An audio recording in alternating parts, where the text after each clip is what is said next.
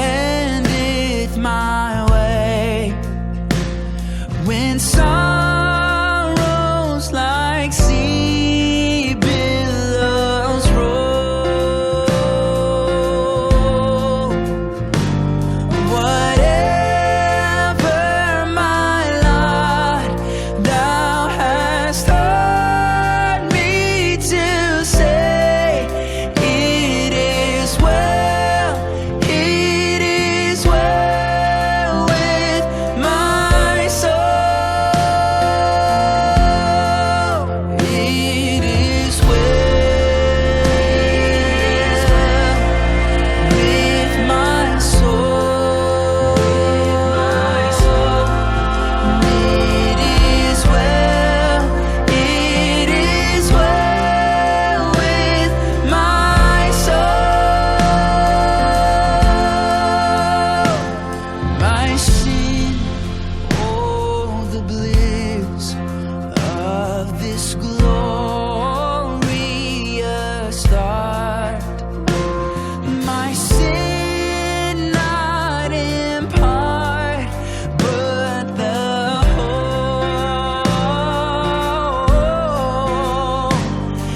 is nailed to the cross, and I bear it no more. Praise the Lord, praise the Lord, oh my soul. It is well with my soul. It is well, it is well with my soul.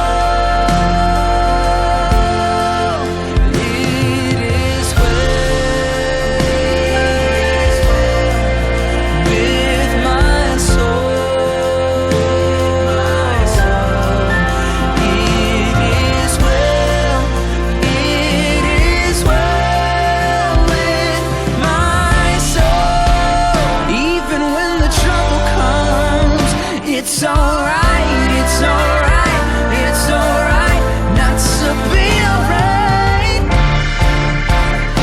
Even when my heart is torn, it's okay not to be okay.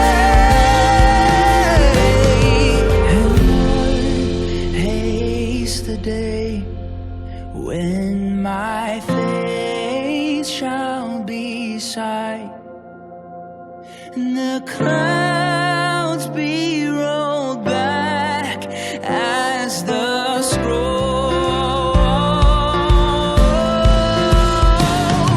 The trump shall resound, and the Lord shall descend. Even so, it is well with my soul.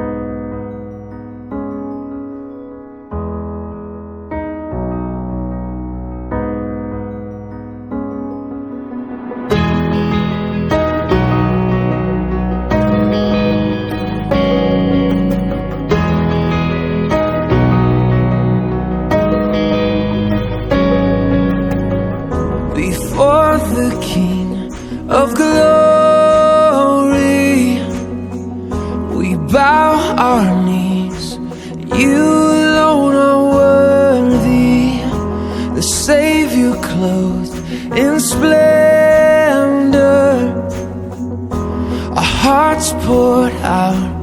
There is none beside you. Oh, come, let us adore Him. Holy, holy, God Almighty, we lift you high, we lift you high. Worthy, worthy, King of glory, we lift you high, we lift you high.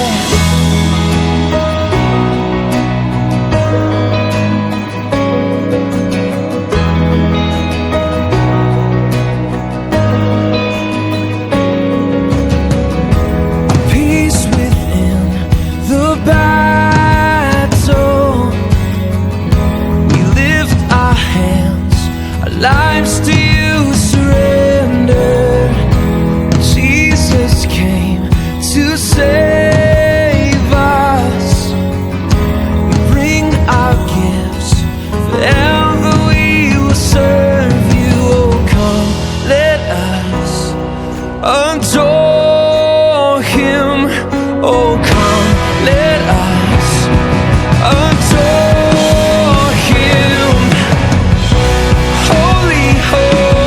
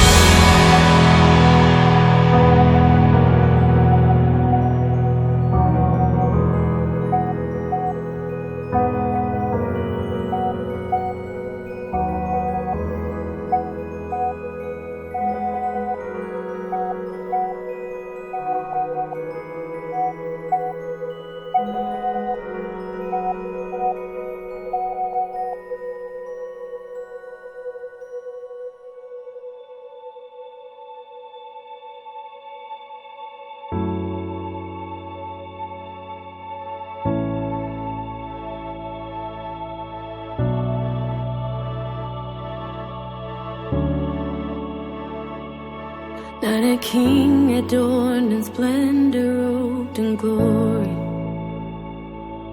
But a baby in a manger born to save. Not a warrior who fights his way to power, but a friend who faced the cross to set us free.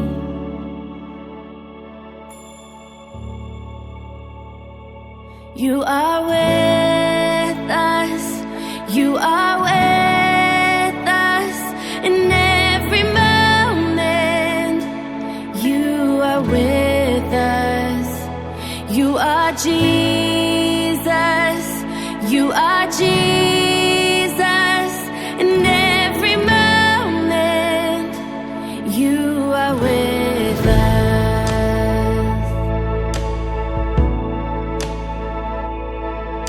Wrapped in rags, receive the gift of heaven. With the word you bring the dead to life again. You were there from the beginning of creation, with a promise to be with us in the end. You are with us, you are with us in every moment.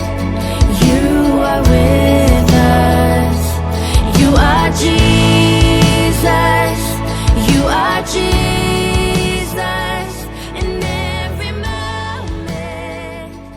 You are with us.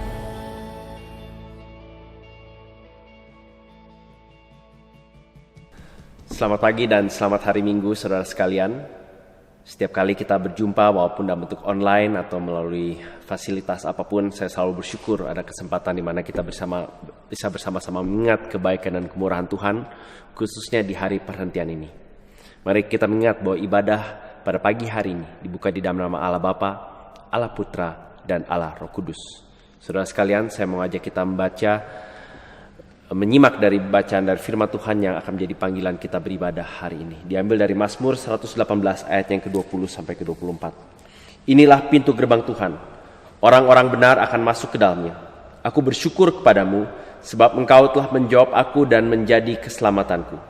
Batu yang dibuang oleh tukang-tukang bangunan telah menjadi batu penjuru. Hal itu terjadi dari pihak Tuhan, suatu perbuatan ajaib di mata kita. Inilah hari yang dijadikan Tuhan. Marilah kita bersorak-sorak dan bersukacita karenanya. Mari kita berdoa. Bapa dalam surga, hari ini kami sekali lagi mengucap syukur dan memuji Engkau untuk hari peristirahatan yang Kau berikan bagi kami, di mana kami boleh bersama-sama berkumpul sebagai umat Tuhan, untuk boleh melangsungkan ibadah ini, untuk boleh bersama-sama beribadah, untuk boleh bersama-sama mengarahkan hati dan pikiran kami kepadamu. Tuhan, kami diingatkan sekali lagi akan batu penjuru yang menjadi alas gereja, bukanlah bukan terbuat dari bahan materi, bukan terdiri dari bangunan, dari tembok, dari batu bata, melainkan Kristus Yesus sendiri. Dialah batu penjuru, cornerstone yang sesungguhnya. Dan pagi hari ini kami sebagai gerejamu meminta agar waktu kami berkumpul, kami diingatkan sekali lagi agar fokus iman dan pengharapan kami boleh kembali diarahkan pada Kristus. Kami memuji kebesaran-Mu, kebaikan dan kemurahan-Mu. Karena di dalam kesucian dan bijaksana-Mu yang tidak terhingga, Engkau berkenan mengutus anak-Mu untuk menggantikan tempat kami, sehingga kami sekarang boleh memperoleh tempat di hadirat-Mu.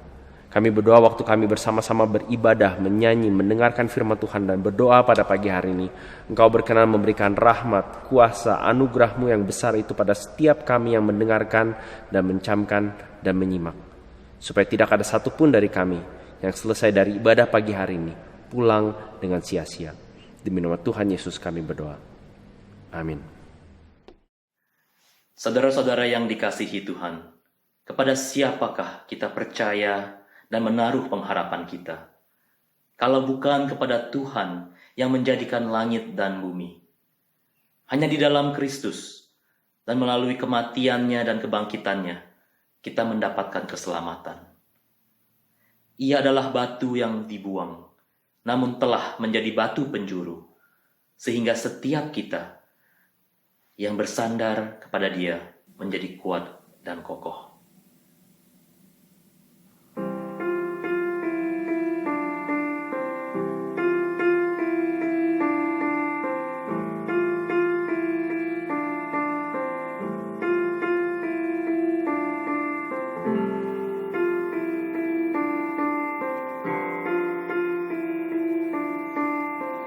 My hope is built on nothing less than Jesus' blood and righteousness.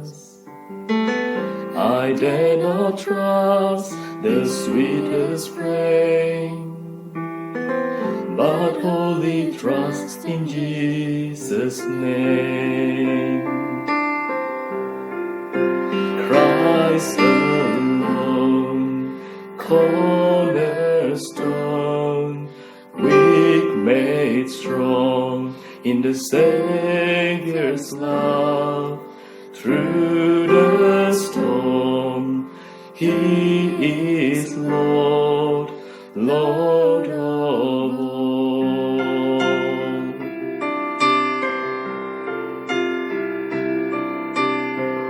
When darkness seems to hide His face, I rest on His unchanging grace.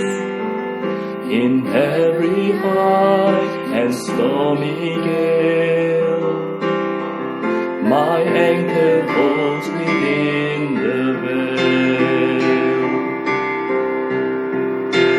Christ alone, cornerstone, weak made strong in the Savior's love. Through the storm, He is Lord, Lord of all.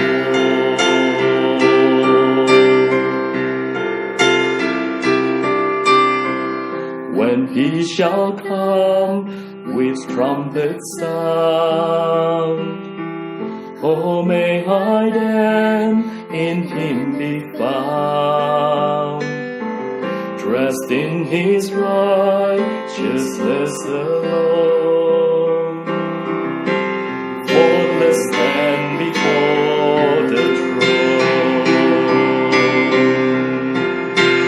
Christ alone, cornerstone, weak made strong in the Savior's love. Through the storm, He is Lord, Lord of all.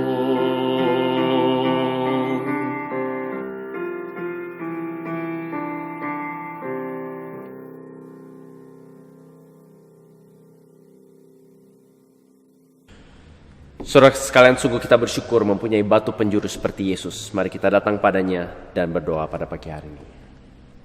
Tuhan kami Yesus Kristus, kami mengakui Engkau sebagai batu penjuru, sebagai juru selamat dan Tuhan kami.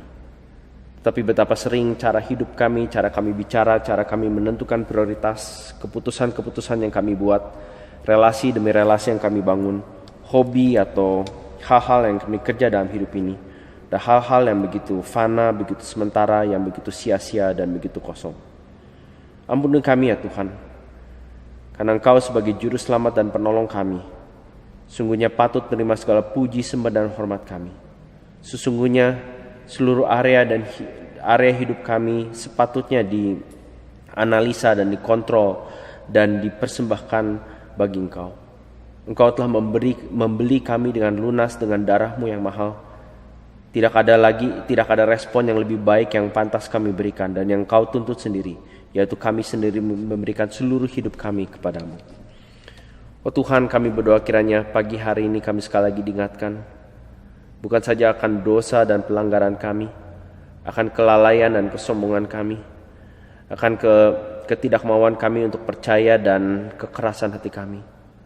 Tapi ingatkan kami juga akan besarnya kasih, setia dan pengorbanan-Mu, akan keseriusan-Mu waktu Engkau berbicara tentang dosa, penghakiman dan penghukuman kekal. tetapi juga akan keseriusan-Mu terhadap anugerah-Mu yang begitu limpah pada kami. Tuhan, kami berdoa kiranya hari ini kami boleh diingatkan sekali lagi oleh karakter-Mu, oleh pribadi-Mu, oleh kesucian-Mu, oleh penderitaan dan pengorbanan-Mu dan kebangkitan-Mu yang mulia, serta sekarang Engkau yang duduk di hadapan Allah mewakili umat-Mu.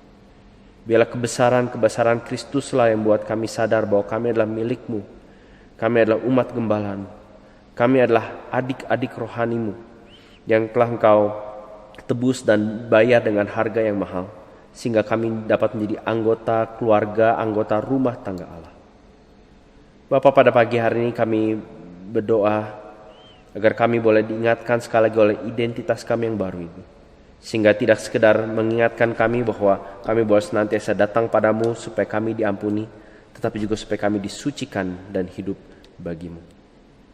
Tuhan, pada pagi hari ini kami mau secara khusus berdoa bagi negara Amerika yang sekarang sedang dirundung oleh berbagai macam demo dan protes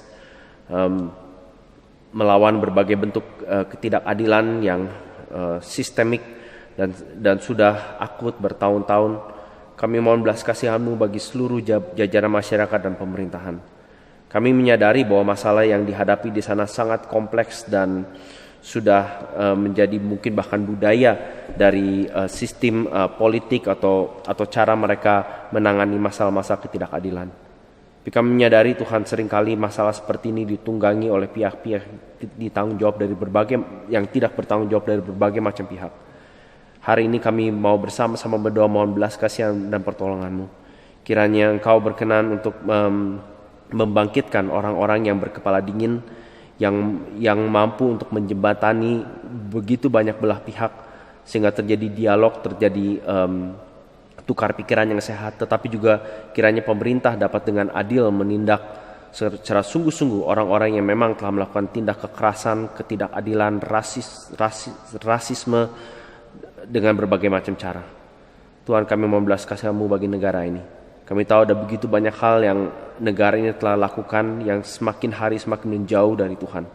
Kami mohon kiranya Engkau berkenan untuk menolong gereja-gereja-Mu juga Tuhan, yang terdiri dari berbagai macam suku, bangsa, dan bahasa. Kiranya mereka boleh menjadi sarana Tuhan untuk membawa damai, untuk membawa sukacita, untuk membawa berita kebenaran. Kami berdoa Bapa, kiranya Engkau berbelas kasihan bagi negara ini. Tolonglah mereka di masa-masa yang gelap, yang sulit, yang penuh emosi, marah, kesedihan, dan kecewaan ini.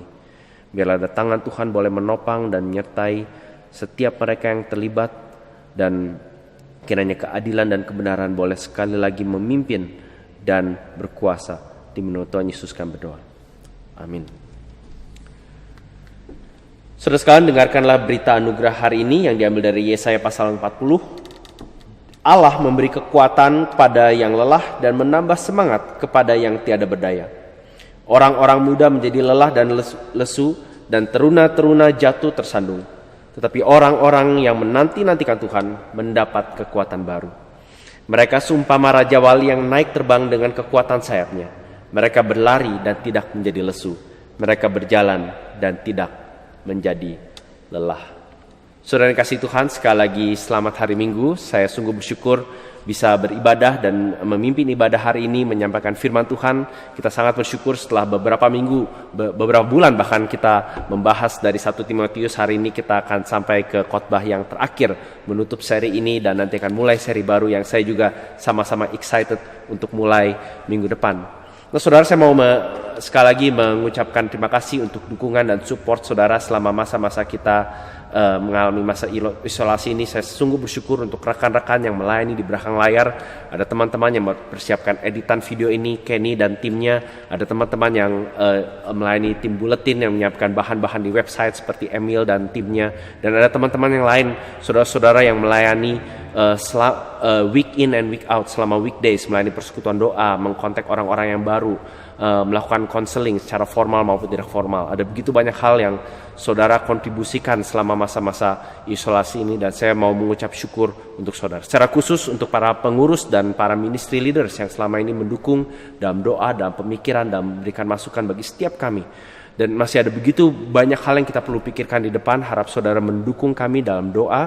Dalam beberapa minggu para ministry leaders akan kami hubungi, karena kami sekarang sedang mempersiapkan apa yang nanti akan terjadi kalau sampai nanti kita kembali bertemu face to face. Saudara doakan ini, karena setiap pengurus, setiap pelayan perlu bijaksana waktu kita akan memulai bertemu dengan apa yang kita sebut dengan new normal saat ini.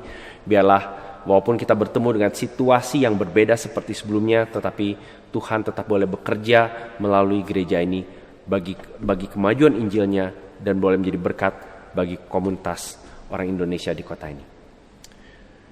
Nah, saudara, saya akan bacakan dan mengupas sedikit dari katekismus minggu ini, yaitu New City Catechism minggu ke-23. Pertanyaannya adalah, mengapa Sang Penebus harus sepenuhnya Allah? Dan jawabannya, supaya dalam natur Allah ketaatannya dan penderitaannya menjadi sempurna dan berhasil, juga supaya ia dapat menanggung murka Allah yang adil terhadap dosa, tetapi juga mengalahkan kematian. Nah, saudara, selama beberapa minggu terakhir kita mengupas keunikan dari Yesus Kristus. Keunikan dia di dalam, dia punya dua natur, yaitu dia adalah manusia yang tulen, dan dia juga adalah Allah yang tulen. Dia adalah Allah. Divinitas atau the divinity of Christ adalah salah satu dari doktrin yang paling sentral di Perjanjian Baru. Berulang kali di keempat Injil, di surat-surat Perjanjian Baru, kita melihat bahwa Yesus dinyatakan sebagai Allah yang kekal, Allah yang abadi, pencipta, penguasa atas segala sesuatu, yang turun ke dunia di dalam wujud manusia. Walaupun dia menjadi manusia, tetapi dia tidak membuang atau mengesampingkan keilahiannya. Betul, dia menyelubungkan sebagian dari kekuatannya, dia menyelubungkan sebagian dari kemahatauannya, tetapi waktu dia berjalan, waktu dia hidup selama 30 sekian tahun di Palestina 2000-an tahun lalu, dia tetap adalah Allah yang esa, yang kekal, yang abadi, yang sekarang masuk ke dalam ruang dan waktu. Nah, itu sebabnya saudara, seringkali kalau ditanya dari mana kita tahu Tuhan itu ada atau eksis, bagi saya argumen yang paling clear dan paling jelas adalah keberadaan dan kehadiran Yesus Kristus di dalam sejarah. Nah, katekismus hari ini bukan saja mengatakan bahwa dia mempunyai natur Allah, tetapi di dalam naturnya, ketaatan dan penderitaan yang dia alami sebagai manusia itu adalah ketaatan dan penderitaan yang sempurna dan berhasil. Nah, saudara, mengapa ini penting? Karena kita harus ingat bahwa dosa dan pelanggaran yang saudara dan saya lakukan adalah dosa dan pelanggaran terhadap Allah.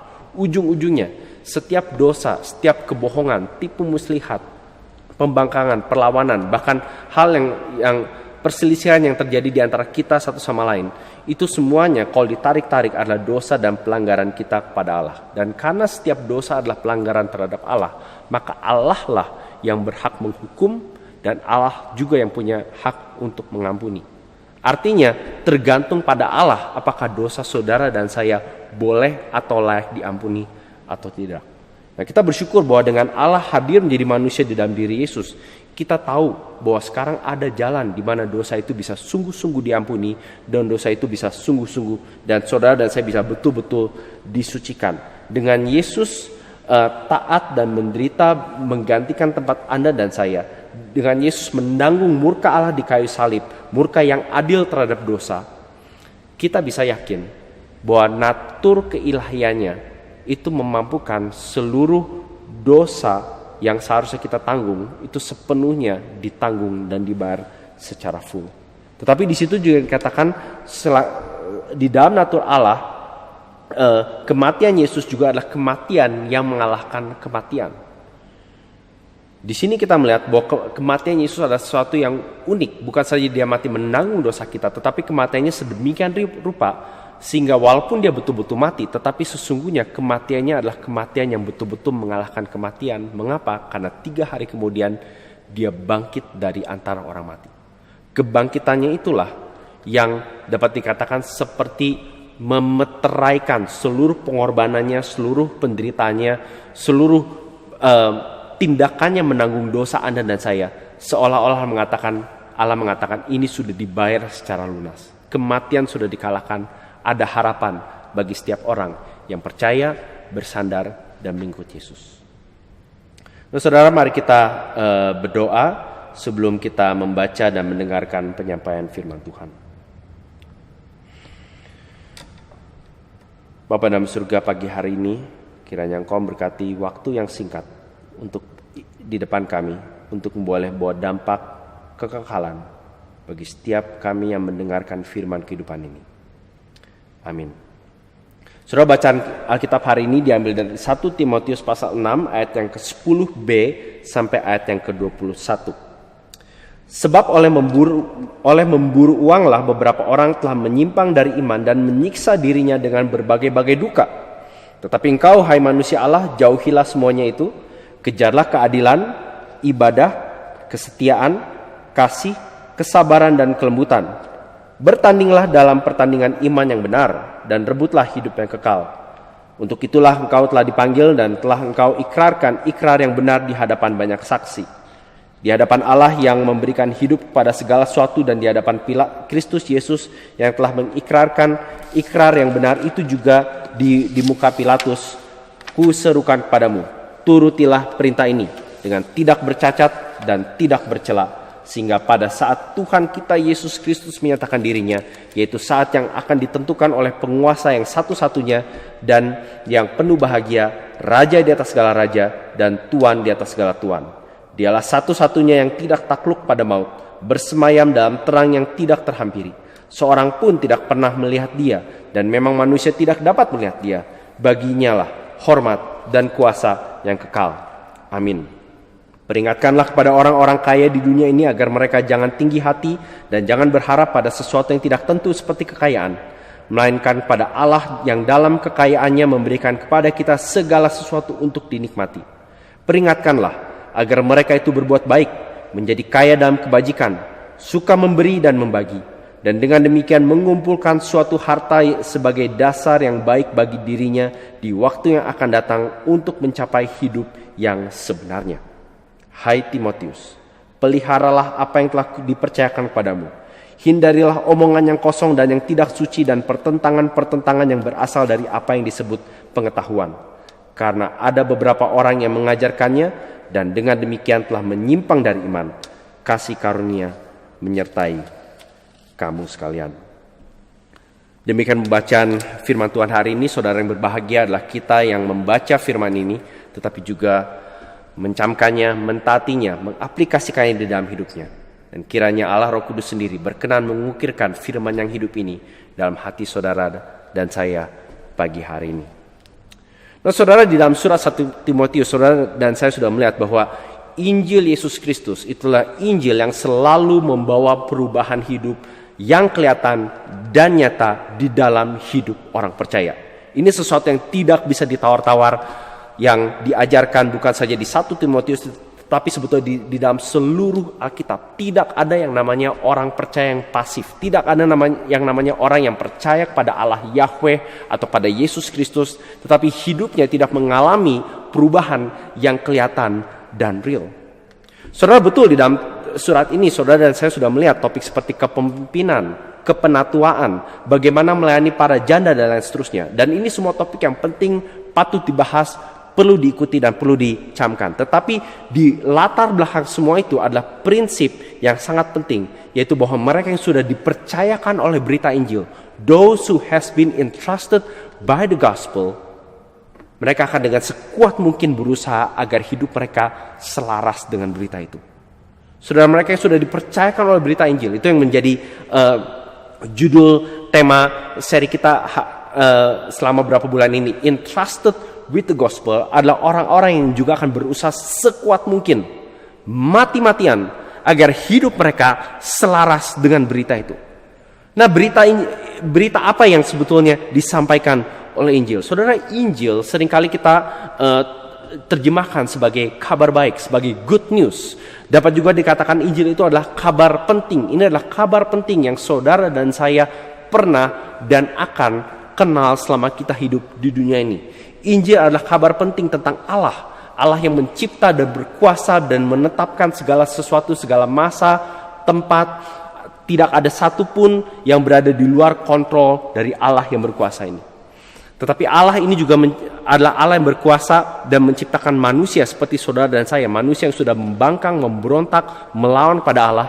Yang kemudian di dalam bahasa Alkitab pada dasar mengatakan kita berada di dalam dosa. Kita berada di dalam problem yang paling besar. Tidak ada problem yang lebih besar selain masalah dosa di dalam diri manusia. Apa yang kita lihat selama beberapa bulan terakhir berada di tengah-tengah masa pandemi. Ketakutan menghadapi virus atau ketularan atau menularkan pada orang lain, itu hanyalah gambaran kecil dari realitas dosa yang saudara dan saya alami. Tetapi kabar baiknya adalah Allah mengutus anaknya sendiri, Yesus Kristus. Seperti yang tadi kita lihat di katekismus, manusia tulen dan Allah tulen di dalam diri satu orang untuk menjadi pengganti kita, menebus kita, memerdekakan kita. Sehingga setiap dari kita yang berespon dengan iman dan pertobatan sekarang punya jalan keluar untuk kembali kepada Allah yang mencipta kita. Bukan saja kita bebas dari hukuman, tetapi dia juga mengangkat kita menjadi anak-anaknya, menjadi bagian dari keluarganya. Dan itulah yang dibahas di dalam 1 Timotius ini. Di pasal 3 kita melihat salah satu tujuan utama Paulus menulis surat ini adalah supaya engkau tahu bagaimana engkau harus bersikap di dalam rumah tangga Allah, di dalam gereja. Kalau kamu sudah menjadi anak-anak Tuhan, this is how you should behave. Saudara, itu sebabnya Paulus mengkontraskan dan berkali-kali mengkontraskan Timotius dengan pengajar-pengajar palsu di Efesus. Itu sebabnya saya membaca sedikit dari apa yang Pak Senja sudah bahas minggu lalu. Pasal 6 ayat 10b. Sebab oleh memburu uanglah beberapa orang telah menyimpang dari iman dan menyiksa dirinya dengan berbagai-bagai duka. Di khotbah minggu lalu yang menurut saya tepat sekali Pak Senja beri judul How to Become Godly and Greedy Christians. Bagaimana menjadi orang Kristen yang saleh tapi rakus. Dan ini sebetulnya bisa dibilang yang Paulus targetkan dalam kalimat ini. Orang-orang yang telah menyimpang ini adalah orang-orang yang berada di dalam gereja. Orang-orang yang mengaku sebagai orang Kristen. Bahkan orang-orang yang kemungkinan besar mempunyai posisi pengajar-pengajar palsu. Yang nanti di bawah kita juga lihat rupanya orang-orang yang cukup punya pengaruh di dalam gereja. Orang-orang yang kaya. Dan Paulus mengatakan karena mereka memburu uang lah, mereka telah menyimpang dari iman. Berarti trajektori iman mereka yang tadinya ada di jalan yang lurus ini sekarang sudah mulai menjauh. Bahkan kalau saudara lihat di akhir pasal ini, Paulus menggunakan kalimat yang persis sama, ayat 21. Karena ada beberapa orang yang mengajarkannya dengan demikian telah menyimpang dari iman. Kalau ada begitu banyak cara untuk mengatakan apa sih yang mau diajarkan 1 Timotius. Mungkin salah satu tema yang Paulus mau katakan pada Timotius dan gereja Efesus adalah how to stay on course. Gimana kamu bisa tetap berada di jalur yang tepat, di jalur yang benar, sambil menghindari orang-orang yang sudah mulai menyimpang kiri, kanan, dan lain seterusnya. Kontrasnya dimulai di ayat 11. Tetapi engkau, hai manusia Allah, but you, O man of God. Paulus memanggil Timotius, hai manusia Allah, listen to me. Dia seperti kalau mungkin Paulus lagi itu ada face to face dengan Timotius, Paulus seperti seolah-olah merangkul dan memegang kedua wajah seperti mengatakan, Timotius, aku mau kamu mendengar baik-baik. Aku mau engkau menyimak dengan seksama apa yang mau aku katakan. Dan yang Paulus mau katakan pada Timotius, apa yang tadi saya sudah sampaikan, engkau sudah dipercayakan oleh berita Injil. You have been entrusted with the gospel. Dan mereka yang sudah dipercayakan oleh berita Injil, Paulus katakan, berusahalah sekuat mungkin untuk hidup selaras dengan berita Injil itu. Nah, sepintas kalau saudara melihat kemudian apa yang Paulus katakan di ayat-ayat berikutnya, kadang menimbulkan cukup banyak pertanyaan. Misalnya di tengah situ saudara melihat Paulus berkata pada Timotius, bukan rebutlah hidup yang kekal itu. Apa artinya gitu? Apakah hidup yang kekal itu bisa hilang? Nah, kita perlu ingat sekali lagi bahwa Paulus berbicara kepada manusia Allah, kepada Timotius, dan dapat dikatakan juga kepada jemaat Efesus, kepada orang yang istilahnya sudah ada di dalam rumah tangga, di dalam keluarga Allah. Dia berbicara pada orang-orang yang sudah ditebus oleh anugerah Kristus. Orang-orang yang sudah mengerti apa arti diselamatkan. Orang-orang yang sudah dipercayakan dengan berita Injil. Itu sebabnya Paulus bisa berbicara tentang berusaha sekuat mungkin, berjuang dan lain seterusnya. Nah, saudara, bagaimana sih kita menyelaraskan hidup kita agar sesuai dengan berita Injil itu? Yang pertama, kita berusaha sekuat mungkin agar kita menjauhi iman yang menyimpang. Itu ayat yang 10b dan yang ke-11. Sekali lagi saya ulang, sebab oleh pemburu uanglah beberapa orang telah menyimpang dari iman dan menyiksa dirinya dengan berbagai-bagai duka. Tetapi engkau Timotius, hai manusia Allah, jauhilah semuanya itu. Waktu Paulus memanggil Yesus sebagai manusia Allah, Paulus sebetulnya menempatkan Timotius di generasi demi generasi orang-orang yang di Alkitab juga disebut sebagai man of God. Dan tidak banyak. Kalau Timotius seperti kita lihat di bagian lain sangat ngerti Alkitab, maka waktu dia dipanggil manusia Allah, saya nggak tahu reaksi Timotius gimana. Tapi kalau saya jadi Timotius, saya mungkin akan tertawa lebar. Nih Paulus nih gitu ya, memanggil aku manusia Allah. Karena kalau dia tahu perjanjian lama, yang dipanggil manusia Allah itu orang seperti Musa, seperti Elia, tokoh-tokoh besar. Yang saya cukup yakin Paulus maksudkan di sini adalah, Paulus seperti mau mengatakan pada Timotius, ingatlah siapa dirimu di dalam Kristus. Remember who you are. Dan karena kamu perlu ingat siapa dirimu dalam Kristus, itu sebabnya I can talk to you. Itu sebab karena kamu sudah dalam Kristus, itu sebabnya aku dapat berkata padamu, jauhilah semuanya itu. Jauhilah iman yang menyimpang. Dunia, pengajar palsu, orang-orang yang memakai kekristenan untuk mendapatkan kekayaan seperti yang kita sudah lihat minggu lalu. Kalau mereka mau menyimpang dari iman, biarkan mereka. Tetapi kamu, hai manusia Allah, jauhilah semuanya itu. Kenapa? Karena identitasmu penting. Identitasmu di dalam Kristus adalah harusnya identitas yang mendorong aktivitasmu. Seperti kita sudah lihat berapa kali. Bahkan sekali lagi tema dari surat ini bukan Injil itu mau membawa perubahan hidup yang kelihatan. Identitas kita dalam Kristus itu harusnya menunjukkan aktivitas yang kelihatan dalam hidup kita. Tetapi pada saat yang sama yang jadi challenge bagi saudara dan saya adalah aktivitas kita sehari-hari itu sebetulnya menunjukkan identitas apa yang saudara dan saya percayai. Dan sepertinya di sini Paulus seperti mengingatkan Timotius, hai Timotius, manusia Allah. Hai jemaat ICC, manusia Allah. Hai manusia Allah abad 21. Ingatlah siapa dirimu. Dan kalau kamu ingat, jauhilah semuanya. Saudara, kenapa sih orang berhenti atau bahkan menjauhi kejahatan? Ada banyak alasan. Kebanyakan kita tidak melakukan hal-hal yang jahat atau korup karena kita takut dihukum, itu paling obvious. Kita takut konsekuensinya. Kita takut, kita mungkin malu sama keluarga misalnya. Tapi tentu saja motivasi yang paling baik untuk menjauhi kejahatan adalah takut akan Tuhan. Hidup seolah-olah kita berada di hadapan Tuhan senantiasa. Itu yang Yusuf lakukan, bukan? Di Kejadian 39 waktu dia digoda oleh istri Potifar, tempat, situasi, lokasi begitu perfect. Seolah-olah dia bisa melakukan apa yang disebut the perfect crime. Tidak ada yang tahu, tidak ada yang laporkan. Tetapi bagaimana respon Yusuf? Bagaimana mungkin aku melakukan kejahatan yang besar ini dan berbuat dosa terhadap Allah? Saudara, Yusuf dan Timotius menghidupi spirit yang sama, yaitu spirit seolah mereka hidup di hadapan Allah. Kenapa? Karena mereka tahu siapa diri mereka. They know who they are. Paulus katakan, ingatlah siapa dirimu, jauhilah iman yang menyimpang. Saudara, saya mau tanya, apakah hidupmu selaras dengan berita Injil? Dengan siapa atau dengan apa engkau menyelaraskan hidupmu? Dengan apa atau siapa engkau setiap hari menyetem pikiranmu? Apa yang pertama kali engkau cek dan baca dan cari? Apa yang engkau jauhi? Buat berapa dari kita mungkin yang menyedihkan adalah yang kita jauhi justru teguran dari Tuhan.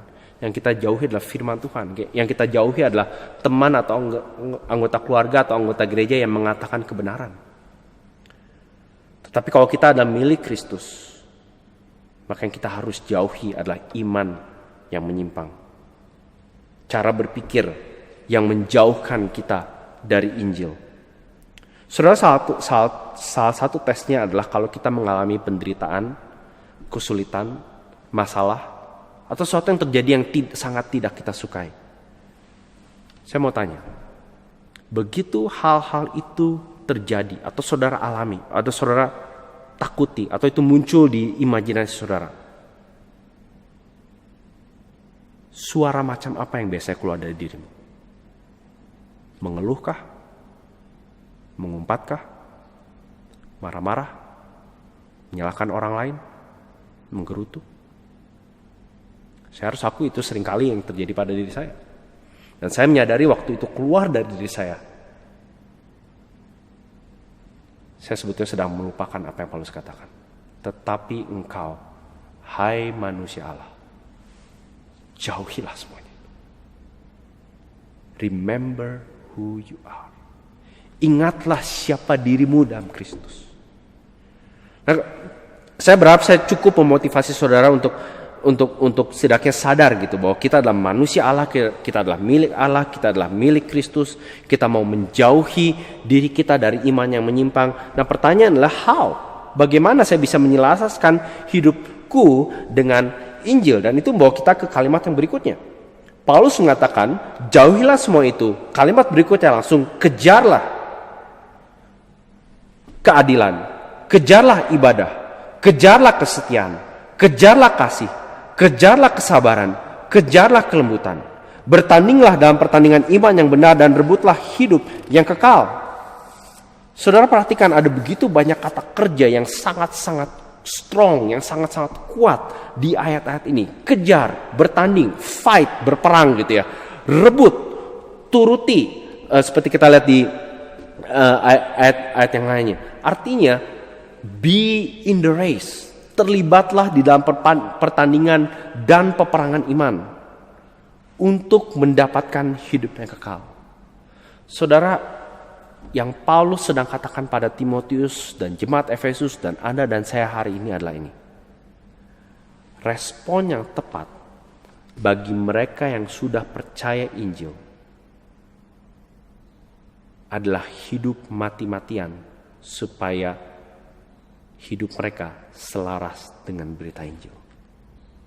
Dari mana kita tahu ini respon yang tepat bagi mereka yang sudah percaya? Karena saudara lihat bukan, dia mengatakan kejarlah semuanya ini, kejarlah, bertandinglah dan seterusnya. Untuk itulah engkau telah dipanggil dan telah engkau ikrarkan ikrar yang benar di hadapan banyak saksi. Inilah tujuan mengapa saudara menjadi anggota gereja. Entah saudara menjadi anggota gereja di sini atau di gereja asal saudara. Tapi waktu kita mengikrarkan janji kita di hadapan jemaat Tuhan, kita pada dasarnya sudah mengatakan hal yang sama yang Paulus tuntut dari Timotius 2000 tahun lalu. Kita sedang mengatakan bukan saja Yesus, aku mau diselamatkan, aku mau ikut engkau, tetapi aku mau hidup mati-matian. Sungguh-sungguh. Supaya hidupku, sepanjang hidupku itu selaras dengan Injil. Artinya kita langsung didaftarkan kepada pertandingan iman. Bahkan kalau saudara perhatikan, dan itu sebabnya judul khotbah hari ini, saya nggak tahu saudara perhatikan atau enggak. Fight the good fight of the faith. Pertandingan iman yang benar. Fight of the faith ini pada dasarnya bicara tentang iman yang spesifik. Ini bukan berarti sekedar baca Alkitab, berdoa, datang ke gereja, walaupun semuanya itu penting. Tapi ini bicara soal pertandingan imannya, itu pertandingan demi Injil. The fight of the faith is the fight of the faith is the fight of the gospel. Yang Paulus pakai dengan istilah rebutlah hidup yang kekal. Sekali lagi saudara, bukan supaya kita bisa mendapatkan hidup yang kekal, tetapi justru karena kita sudah mendapat hidup yang kekal. Ingat sekali lagi, Timotius dipanggil sebagai man of God, manusia Allah. Seolah Paulus mengatakan engkau sudah mempunyai hidup kekal itu. Hidup kekal itu sudah menjadi milikmu. Keselamatanmu sudah secure, sudah aman, sudah dijamin 100% oleh Kristus. Tetapi paradoksnya adalah, dan sekarang, take it. Kejar. Mati-matian dapatkan hidup itu. Bukan supaya kamu mendapatkannya, tetapi justru karena kamu sudah mendapatkannya. Saudara, salah satu cara saudara bisa tahu apakah saudara sudah punya hidup yang kekal adalah dari sikapmu terhadap hidup yang kekal itu.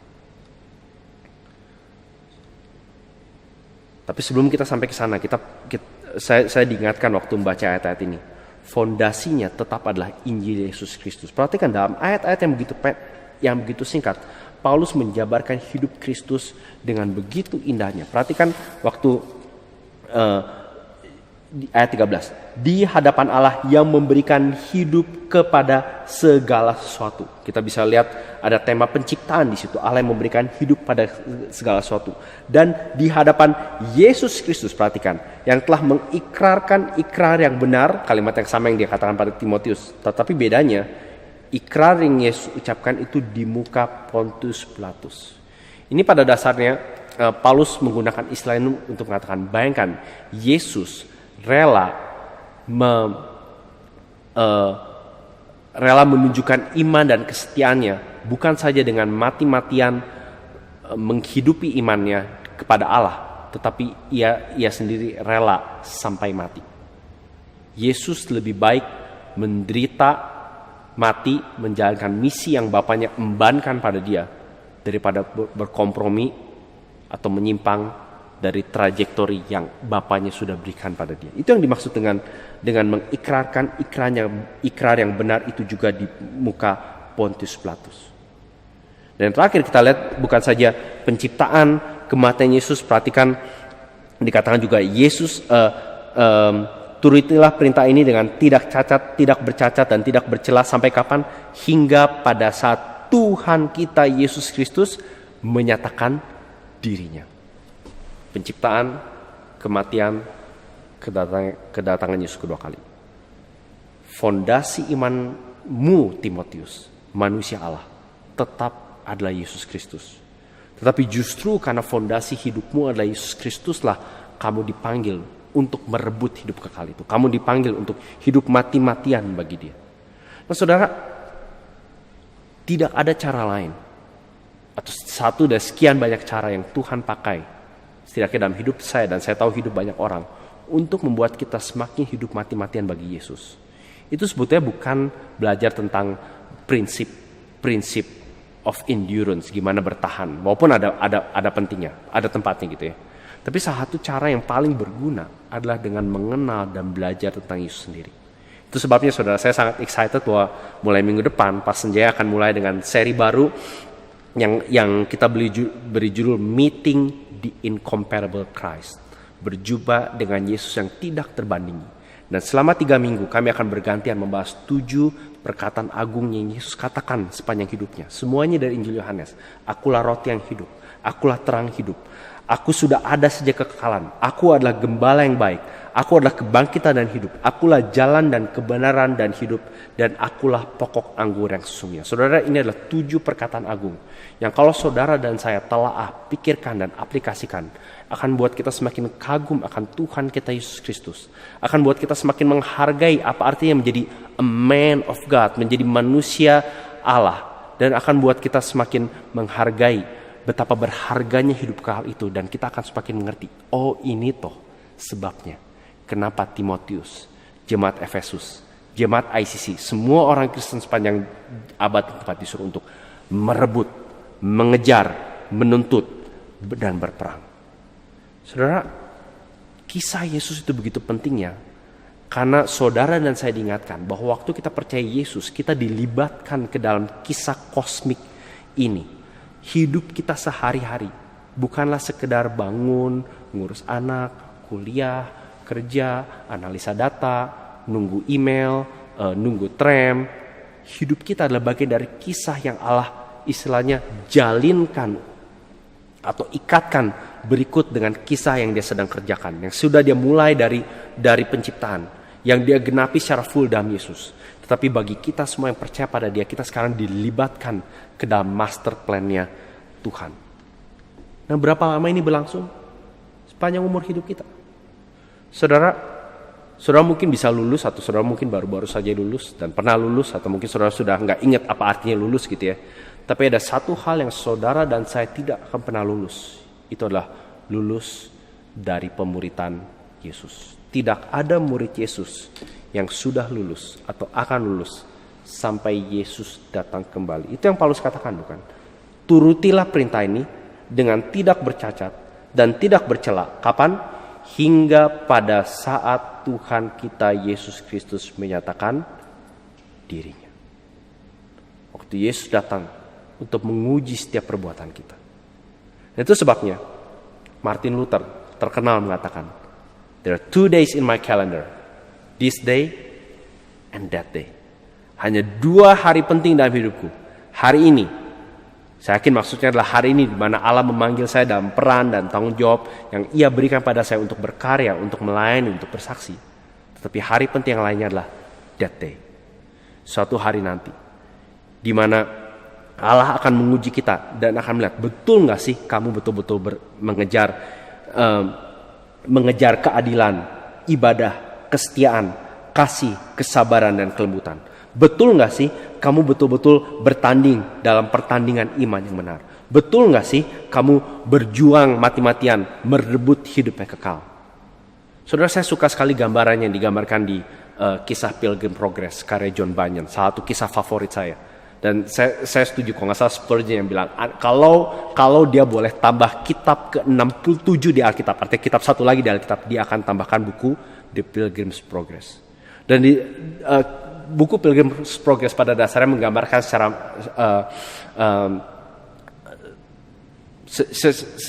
metafora apa artinya menjalani hidup Kristen. Dan di salah satu gambaran tentang hidup kekal digambarkan bahwa setiap orang Kristen yang akhirnya masuk ke surga itu digambarkan dengan babak belur, digambarkan dengan baju zirah, berjuang mati-matian. Tapi setelah mereka nyampe dengan babak belur, baru disitulah luka-luka mereka dipulihkan, mereka diberikan jubah baru, mereka diberikan kemuliaan, mereka diberikan sukacita yang sungguhnya. Tapi yang John Bunyan mau katakan, tidak ada anak Tuhan, tidak ada murid Yesus, tidak ada pengikut Tuhan, tidak ada orang Kristen yang tidak masuk surga tanpa babak belur. Karena hidupnya dipenuhi dengan mengejar, bertanding, merebut, dan mentaati perintah Tuhan. Saudara, saya mau tanya, apakah hidupmu hari ini diwarnai dengan kata-kata seperti tekanan, pergumulan, penantian untuk sesuatu yang kelihatannya tidak pasti? Apakah diwarnai dengan usaha, perjuangan, air mata bahkan, kegeraman, kegemasan? Nah, saya tahu ini faktornya, penyebabnya bisa macam-macam. Tapi secara umum, saudara, kalau hidupmu diwarnai dengan kata-kata seperti pergumulan, penantian, usaha, peperangan rohani, saya mau kasih saudara kabar baik. Artinya, kamu orang Kristen normal. Saudara, minggu lalu Pak Senjaya sempat mengupas tentang teologi kemakmuran. Dan beberapa waktu yang lalu, dan saya sempat bahas ini beberapa hari yang sebelumnya, kita sempat bahas di salah satu seminar kita tentang teologi kemakmuran. Dan saya masih ingat salah satu hal yang kami bahas, yang bahaya sebetulnya bukan teologi kemakmuran saja, tapi yang sering kali dipercaya oleh banyak orang Kristen hari ini adalah bukan prosperity theology, tetapi soft prosperity theology. Artinya teologi kemakmuran tapi versi soft, versi ringan, yang berasumsi bahwa kalau aku ikut Kristus, kalau aku percaya, kalau aku berdoa, kalau aku pelayanan, kalau aku menikah dengan sesama orang Kristen, kalau aku melakukan hal-hal yang baik, maka entah gimana Allah itu berkewajiban untuk meloloskan aku dari pergumulan, untuk membuat aku tidak menanti. Doa langsung dijawab, tidak ada peperangan rohani. Saudara, itu omong kosong. Karena bukan saja surat 1 Timotius, saudara akan menemukan surat demi surat, hampir setiap halaman di Perjanjian Baru berbicara tentang hidup Kristen yang normal, yaitu hidup di mana Allah memanggil kita untuk mengejar, berjuang, bertanding, berperang. Dan saya juga mau tanya, saudara, apakah ketaatan yang sungguh-sungguh itu menjadi fokus hidupmu sehari-hari? Apa engkau sungguh-sungguh berusaha, seperti yang Paulus katakan sini, turutilah perintah ini dengan tidak bercacat dan tidak bercela. Itu sebetulnya poinnya, put all your effort to make sure that you obey. Berikan semua usahamu mati-matian supaya engkau bisa mentaati apa yang Allah katakan. Pikirkan apa yang Allah katakan. Tidak hanya taat di permukaan, tapi coba pikirkan apa yang Allah maksudkan di bawah perintah ini. Kalau saudara nggak mengerti, saudara bisa tanya, berdiskusi, tukar pikiran dengan sesama orang percaya, dengan pembina saudara, dengan pendeta saudara, dengan kelompok kecil saudara. Itu artinya mentaati dengan sungguh-sungguh. Itu artinya berusaha mentaati dengan tidak bercacat dan tidak bercela. Sama seperti orang yang berusaha menyenangkan bosnya, majikannya, atau orang tuanya, kita akan mentaati bahkan perintah yang kita tahu dalam hati, ini kayaknya ridiculous gitu ya. Tapi kita coba lakuin. Kenapa? Bukan karena perintahnya, tapi karena kita menghormati dan mengasihi pribadi yang kepadanya kita disuruh untuk taat. Nah, saudara, munafik kita kalau untuk orang yang kelihatan atau orang yang kita bisa pegang dan jamah aja kita begitu taat, kita begitu telatennya mengerjakan segala sesuatu. Tetapi kita munafik kalau kita tidak memperlakukan Allah dengan lebih baik. Apakah saudara sungguh-sungguh dalam ketaatan hidup? Itu adalah cara bagaimana kita bisa menyelaraskan hidup kita supaya semakin berpadanan dengan Injil yang dipercayakan pada kita. Oke, kita setuju bahwa kita harus menyelaraskan hidup kita dengan Injil. Istilahnya seperti setiap hari kita menyetem hidup kita supaya kita setiap pagi bangun. Aku mengejar ini enggak? Keadilan, ibadah, kesetiaan, kasih, kesabaran, kelembutan, dan seterusnya. Ini harus menjadi prioritas utama hidupku, agendaku.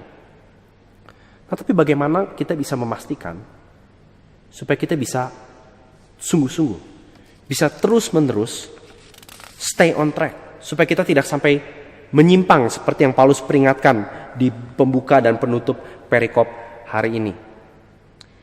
Itu sebabnya poin yang ketiga adalah ingatlah kekayaan yang sesungguhnya. Remember the true riches. Perhatikan ayat 17. Peringatkanlah kepada orang-orang kaya di dunia ini agar mereka jangan tinggi hati dan jangan berharap pada sesuatu yang tidak tentu seperti kekayaan, melainkan pada Allah yang dalam kekayaannya memberikan pada kita segala sesuatu untuk dinikmati. Saudara, ini sekali lagi ini nyambung dengan topik yang sebelumnya yang minggu lalu dibahas di khotbah, berbicara tentang orang Kristen yang kaya, yang punya posisi, yang punya reputasi, yang punya pengaruh tertentu di gereja Efesus saat itu. Nah, saya tahu kaya itu relatif. Saya jarang ketemu orang yang saya tahu kaya dan bilang, saya kaya loh. Jarang gitu ya. Kebanyakan mereka biasanya bilang, saya nggak ada apa-apanya gitu ya. Saya dibantu oleh staf saya, atau saya kebetulan emang besar di keluarga yang cukup berada dan seterusnya. Tapi poinnya bukan soal jumlah kekayaannya. Perhatikan yang Paulus coba mau kita perhatikan di sini. Peringatkanlah kepada orang-orang kaya di dunia ini agar mereka jangan tinggi hati dan jangan berharap pada sesuatu yang tidak tentu. Soalnya bukan soal jumlah kekayaannya, tetapi soal akar dosanya, yaitu kesombongan dan berharap pada sesuatu yang tidak tentu. Dengan kata lain, berharap pada sesuatu yang bukan Tuhan. Di ayat 20 kita melihat semuanya itu akhirnya cuma mendatangkan omongan yang kosong dan tidak suci. Itu cuma a waste of time. Nah, Paulus tidak sedang mengatakan bahwa mengejar kekayaan menjadi sukses dan kaya itu buang-buang waktu, tapi yang dia katakan adalah mengejar kekayaan dengan motivasi dan sifat yang salah lah, itu yang membuang waktu. Itulah yang disebut di atas cinta akan uang adalah akar dari berbagai macam dosa. Bukan uangnya, bukan jumlah kekayaannya, bukan jumlah propertinya, tetapi sikap hati dari si subjek yang melakukannya. Kita seringkali lupa dalam hidup kita prinsip investasi. Prinsip investasi simple, saudara, mengatakan apa yang kita tabur itu yang kita tuai. Dan kita seringkali berpikir bahwa harta milik kita itu sebagai, kalau kita punya shopping trolley gitu ya, itu sebagai isinya shopping trolley. Oke, aku punya apa nih?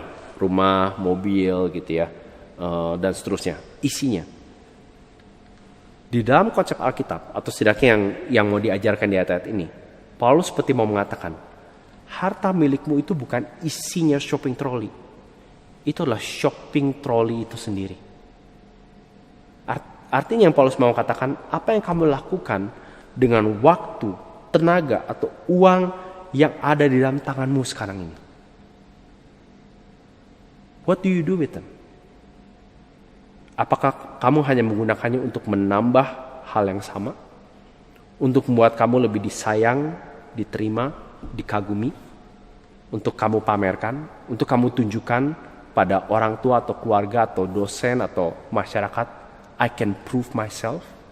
Itu tema yang cukup besar. Saya ngobrol dengan beberapa pemuda dan beberapa orang yang sudah bekerja atau mulai bekerja.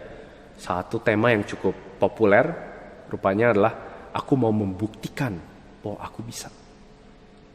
Saudara, tentu tidak ada salahnya untuk menunjukkan dan mengejar prestasi, kerja, punya ambisi yang suci.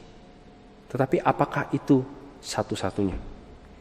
Apa yang engkau lakukan dengan hal-hal yang Allah berikan, yang ada di tanganmu saat ini? Apakah engkau menginvestasikannya untuk harta yang sesungguhnya? Itu yang Paulus katakan di sini kan. Dia mau supaya orang-orang yang kaya yang berpengaruh untuk berharap atau untuk menyerahkan diri mereka pada Allah yang dalam kekayaannya memberikan pada kita segala sesuatu untuk dinikmati. Terus peringatan yang kedua adalah agar mereka itu berbuat baik, menjadi kaya dalam kebajikan, suka memberi dan membagi. Artinya tidak menggunakan seperti ilustrasi shopping trolley tadi, tidak membayangkan apalagi aku punya, apalagi aku bisa kumpulkan, apalagi aku bisa dapatkan. Tetapi membayangkan bahwa apa yang sudah aku miliki sekarang ini adalah shopping trolley-nya untuk aku bisa menampung orang-orang lain, untuk aku bisa membagikan hal-hal yang aku miliki pada orang-orang yang berkekurangan. Dan perhatikan ayat 19. Dan dengan demikian mengumpulkan satu harta sebagai dasar yang baik bagi dirinya di waktu yang akan datang untuk mencapai hidup yang sebenarnya. Dan itu yang persis sama yang Paulus sebutkan pada Timotius di ayat ke-12. Rebutlah hidup yang kekal. Take hold of what is truly life. Saudara, salah satu cara untuk menilai kerohanian saudara dan saya adalah dengan apa yang kau lakukan dengan barang-barang hal-hal yang Allah berikan padamu. Apakah kau makainya sekedar hanya untuk dapatkan more stuff? Atau memakai itu sebagai sarana supaya orang lain bisa mendapatkan berkat. Dan akhirnya seperti yang Paulus bilang di situ, mengumpulkan harta yang sesungguhnya. Apakah di dalamnya itu hanya lebih banyak barang? Atau di dalam barang-barang yang kau miliki, properti, atau bahkan kita bisa extend ke pengetahuan, skill, kemampuan yang Allah berikan padamu, bakat alami. Apa engkau pakai hanya untuk mendapatkan lebih banyak bakat, lebih banyak reputasi, lebih banyak likes di Instagram, atau engkau menggunakannya supaya orang lain betul-betul bisa menikmati dan engkau sendiri betul-betul bisa menikmati what is truly life? Apakah hidup yang kekal itu sesungguhnya? Berapa banyak dari hal-hal yang Tuhan berikan pada kita yang kita pakai hanya untuk diri sendiri atau untuk membantu orang lain semakin mengenal Kristus? Saudara, kita sudah tahu sekarang, semoga gitu ya, kekayaan yang sungguhnya. Kekayaan yang sungguhnya adalah memperkaya orang lain demi dan bagi kemajuan Injil. Nah, bagaimana caranya supaya kita bisa bertahan? Karena Paulus tadi mengatakan sampai kapan? Sampai Yesus datang kembali. Dan itulah panggilan Timotius di ayat ke-20 dan ke-1. Peliharalah Injil yang menyelamatkan. Hai Timotius, peliharalah apa yang telah dipercayakan padamu. Ayat 20. Saudara, perhatikan ayat ini atau buku surat ini ditutup dengan kalimat kasih karunia menyertai kamu. Nah, di terjemahan bahasa Inggris maupun Indonesia itu nggak gitu kelihatan karena kita pikir waktu dikatakan kasih karunia menyertai kamu itu bicara pada Timotius. Tapi seperti dari tadi saya coba jabarkan, waktu Paulus mengatakan kamu di sini bicara jamak, yaitu jemaat Efesus saat itu, tetapi juga termasuk kita hari ini. Dan ini yang Paulus mau katakan. Teruslah bertahan sampai akhirnya. Dan bagaimana cara saudara dan saya terus bertahan? Kita terus bertahan dengan cara kita terus bertahan. Ini kelihatannya jawabannya kayak muter-muter gitu ya. Tapi kita harus ingat saudara, itulah yang salah satu tema besar di perjanjian baru. Saudara, kita berpegang pada apa yang sudah dipercayakan pada kita. Kalau kita sudah dipercayakan entrusted with the gospel, bagaimana cara kita tetap berpegang pada Injil? Kita terus berpegang pada Injil. Kita tidak menginvent atau kita tidak menginovasi hal-hal yang baru. Sekarang seringkali, dan saya bersyukur itu mungkin tidak bermaksud bilang gereja kita paling suci, paling benar. Tapi seringkali kalau gereja mengalami masalah, kita harus ngapain, apa yang kita harus lakukan. Biasanya saudara, yang mereka pikir adalah gini, kita kan udah punya ajaran yang benar. Yang kita perlu lakukan adalah, lalu mereka mulai bilang, kita harus punya band, kita harus punya lighting yang bagus, kita harus setup seperti ini. Gereja itu mereka ibadahnya seperti ini. Kita pikirkan hal-hal yang sifatnya eksternal, hal-hal yang sifatnya bukan sentral, yaitu Injil itu sendiri. Dan saya sungguh bersyukur ada di bagian tim pelayanan yang waktu kita memikirkan apa yang kita bisa pikirkan untuk bisa memajukan gereja ini. Betul, kita nantinya dan perlu memikirkan soal fasilitas, keuangan, logistik, human resource dan seterusnya. Tapi saya sangat bersyukur waktu kita memikirkan salah satu tema sentral yang disetujui oleh seluruh pengurus dan kebanyakan ministry leader adalah gimana kita bisa kembali kepada Injil. Kita tidak mau menganggap Injil itu sebagai sesuatu yang kita anggap, kita percaya terus ya udah kita take it for granted. We'll do fine for the next 30 years, 50 years. Kita bakal baik-baik saja selama 30-50 tahun ke depan. Tidak saudara. Kalau kita sudah dipercayakan oleh berita Injil, maka cara kita bertahan adalah terus berpegang pada berita Injil itu. Bukan mencari hal-hal yang baru atau inovatif. Saudara, dari mana kita tahu Timotius bertahan? Tahukah saudara kalau gereja Efesus adalah satu-satunya gereja di perjanjian baru yang saudara bisa ikuti perkembangannya. Mulai dari pertama kali dibangun, pertama kali mulai berdiri, sampai mengalami goncangan seperti yang kita lihat di surat 1 Timotius, sampai kira-kira menjelang, bisa dibilang akhirnya. Akhirnya itu maksudnya setelah zamannya Timotius. Surat 1 Timotius ini ditulis kira-kira tahun 60-an. Jadi kira-kira sekitar 30 tahun setelah Yesus naik ke surga. Nah, gereja Efesus kembali disebut di surat kepada jemaat Efesus, saudara bisa lihat sendiri, baca sendiri. Tapi sekali lagi, tentu saja di Kisah Rasul, saudara bisa melihat awal mula gereja Efesus. Tapi sekali lagi gereja Efesus disebut adalah di kitab Wahyu. Di kitab Wahyu waktu Yohanes melihat penglihatan dari Yesus sendiri, dan salah satu yang Yesus tunjukkan di penglihatan pertama adalah surat kepada 7 gereja. Dan gereja pertama yang Yesus alamatkan adalah gereja Efesus. Wahyu Yohanes ditulis sekitar tahun 95. Artinya saudara, yang saya akan bacakan sebentar lagi, ini terjadi kira-kira 30-35 tahun setelah surat ini ditulis. Setelah Timotius membaca kalimat-kalimat ini dari Rasul Paulus, kita mungkin tanya, apa sih yang Timotius lakuin? Apa dia baca terus bilang, oke, I file it under interesting gitu ya. Ataukah Timotius dan jemaat Efesus betul-betul lakuin? Saudara, puji Tuhan, secara umum bisa kita katakan, Timotius dan penatua-penatua di sana, dan penerus-penerusnya, dan jemaat Efesus terus bertahan. Dari mana kita tahu? Karena kira-kira 30 tahun lebih setelah peristiwa itu, waktu Yesus sendiri menilik dan memperhatikan dan menilai dan mengakses jemaat Efesus. Di Wahyu pasal 2 ayat 2-3, ini yang Yesus katakan. Aku tahu segala pekerjaanmu, baik, perhatikan, jerih payahmu maupun ketekunanmu. Aku tahu bahwa engkau tidak dapat sabar terhadap orang-orang jahat, bahwa engkau telah menguji maksudnya, mereka yang menyebut dirinya rasul tetapi sebenarnya tidak demikian, bahwa engkau telah mendapati mereka pendusta. Bayangkan, mereka betul-betul mentaati tulisan-tulisan Paulus di 1 Timotius dan surat Efesus. Perhatikan orang-orang yang menyimpan dari ajar iman, identify mereka, jangan ikuti mereka. Oke? Dan perhatikan ayat 3. Dan engkau tetap sabar dan menderita oleh karena namaku, dan engkau tidak mengenal lelah. Mereka bertahan dengan terus bertahan 30 tahun lebih. Nah, saya nggak tahu begitu sampai di sini Timotius masih hidup atau enggak. Mungkin udah nggak ada. Mungkin sudah menjadi orang yang sangat tua. Mungkin Efesus lagi saat itu sudah diteruskan oleh penerusnya Timotius. Dan saudara bisa baca sendiri, ini PR buat saudara di Wahyu 2. Apakah Efesus jemaatnya sempurna? Enggak, saudara bisa baca sendiri. Ada bagian yang Yesus tidak terlalu happy tentang jemaat ini. Tetapi poinnya adalah Timotius dan gereja Efesus secara umum bertahan. Saudara, ini adalah salah satu gunanya kita belajar teologi iman Kristen dan sejarah iman Kristen. Saudara perhatikan, bahkan di ayat yang tadi saya tidak baca secara sama. Waktu Paulus mendorong Timotius untuk merebut, mengejar, dan berperang. Perhatikan di ayat 14, 15, 16. Paulus memasukkan teologi tentang Yesus.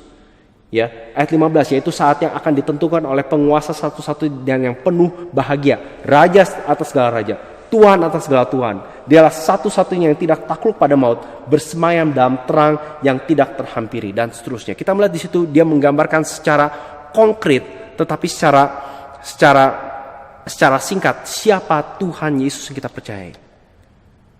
Saudara, artinya saudara dan saya bertahan dengan berpegang dan semakin memperdalam pengenalan kita akan teologi dan iman Kristen yang benar.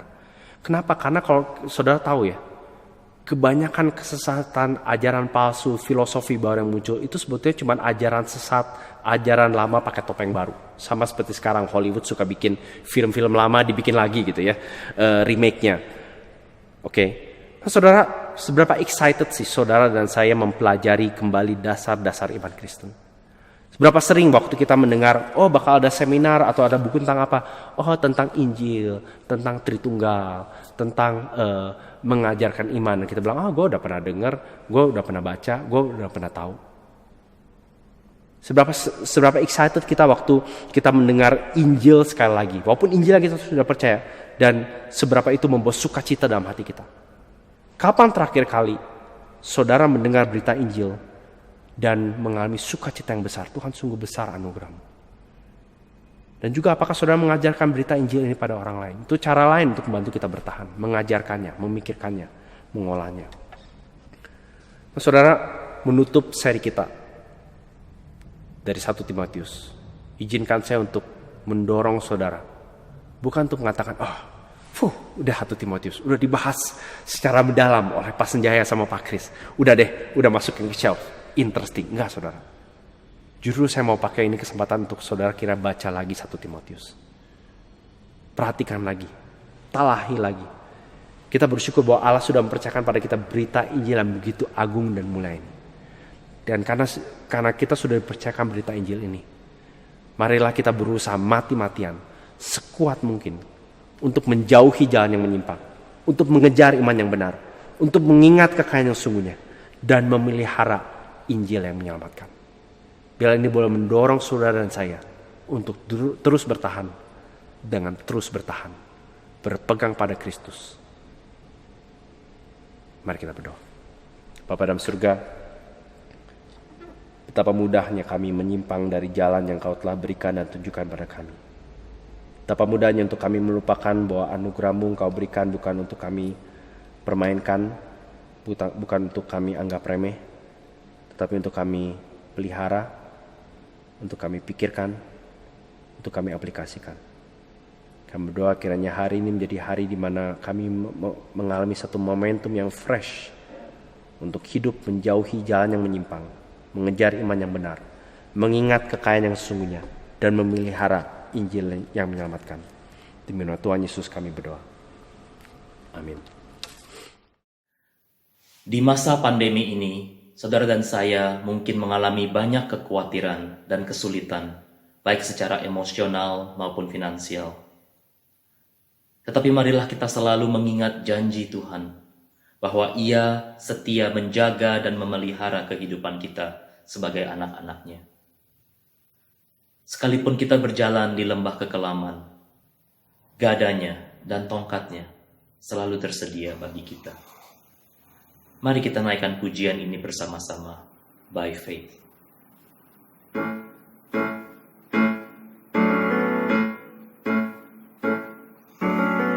By faith we see the hand of God in the light of creation's grand design, in the lives of those who prove His faithfulness, who walk by faith and not by sight.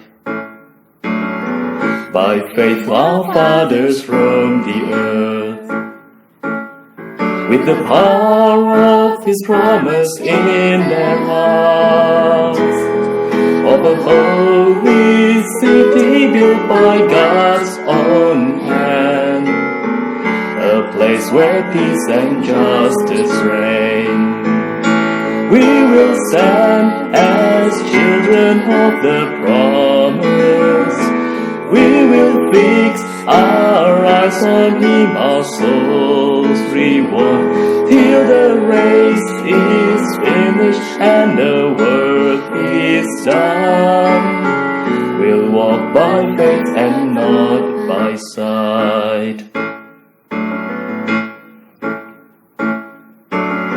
By faith the prophets saw a day when the longed-for Messiah would appear, with the power to break the chains of sin and death, and rise triumphant from the grave. By faith the church was called to go in the power of the Spirit to the lost, to deliver captives and to preach good news in every corner of the earth. We will stand as children of the promise. We will fix our eyes on Him, our souls reward, till the race is finished and the work is done. We'll walk by faith and not by sight. By faith this mountain shall be moved, and the power of the gospel shall prevail. For we know in Christ all things are possible, for all who call upon His name. We will stand as children of the promise. We will fix our eyes on Him, our souls reward, till the race is finished and the work is done.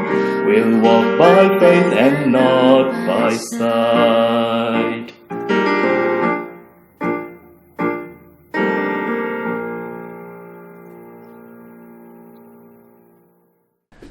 Saudara, ada beberapa pengumuman yang kami mau sampaikan. Yang pertama adalah setiap Rabu jam 7 sampai jam 8 ada persekutuan doa yang diadakan secara online. Kami mengundang saudara untuk bisa ikut terlibat di dalamnya.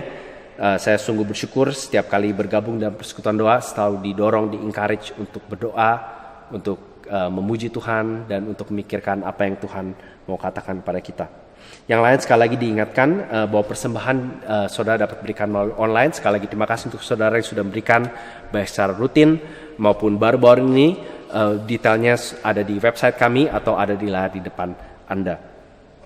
Sebentar setelah tayangan ini selesai jam 11.45 waktu Melbourne, kita akan mulai yang kita sebut sebagai Gospel Talk. Itu adalah kesempatan di mana saudara bisa berinteraksi secara langsung dengan saya untuk dapat memberikan refleksi, pertanyaan, diskusi sesuai dengan apa yang kita bahas hari ini. Jadi sekali lagi saudara diundang untuk bergabung. Kalau saudara ada di grup WhatsApp atau di website, saudara bisa melihat link ke Zoom yang saudara bisa akses langsung setelah ibadah ini. Saudara, hari Sabtu ini 13 Juni jam 6:30 sampai 6:30 akan diadakan webinar Iman Kristen yang berjudul How to Talk to Others About Jesus.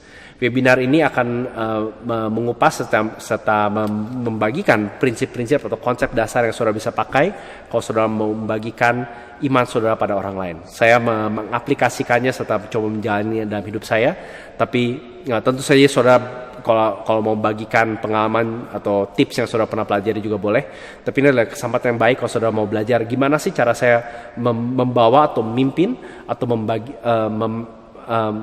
membagikan iman percaya saya kepada orang lain, entah mereka yang sudah ke gereja belum ke gereja, atau bahkan tidak mengenal Tuhan sama sekali. Oke, jadi Sabtu mendatang jam 5:30 sampai 6:30. Baik saudara sekalian, mari kita bersama-sama menerima berkat dari Tuhan sambil kita menutup ibadah kita hari ini. Semoga Allah damai sejahtera menguduskan kamu seluruhnya, dan semoga roh, jiwa, dan tubuhmu terpelihara sempurna dengan tak bercacat pada kedatangan Yesus Kristus Tuhan kita. Ia yang memanggil kamu adalah setia, Ia juga akan menggenapinya. Amin.